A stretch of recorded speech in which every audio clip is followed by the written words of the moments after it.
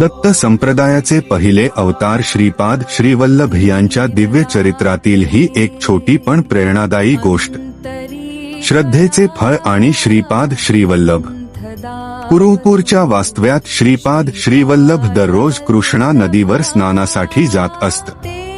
तिथेच वल्लभेश नावाचा एक परमभक्त राहत होता. वल्लभेश अत्यंत गरीब होता, पण त्याचे श्रीपाद प्रभूंच्या चरणी अढळ प्रेम होते. एकदा वल्लभेशने संकल्प केला की जर त्याच्या व्यापारात यश मिळाले तर तो श्रीपाद श्रीवल्लभ यांच्या नावाने अन्नदान करेल. प्रभूंच्या कृपेने त्याला मोठा नफा झाला. आनंदाने तो कुरुपूरकडे निघाला. मात्र वाटेत काही चोरांनी त्याला गाठले आणि पैशांच्या हव्यासापोटी त्याची हत्या केली. त्या क्षणी वल्लभेशने मनोमन श्रीपाद श्रीवल्लभांचा धावा केला. भक्ताची हाक ऐकताच प्रभू तिथे अदृश्य रूपाने प्रकट झाले.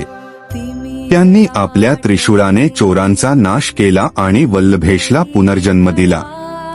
जेव्हा वल्लभेश शुद्धीवर आला तेव्हा त्याला कळले की ज्या संन्याशाने त्याचे रक्षण केले ते दुसरे कोणी नसून स्वतः श्रीपाद श्रीवल्लभ होते.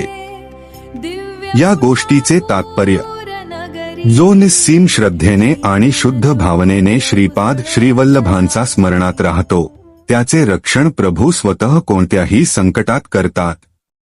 दिगंबरा दिगंबरा श्रीपाद वल्लभ दिगंबरा.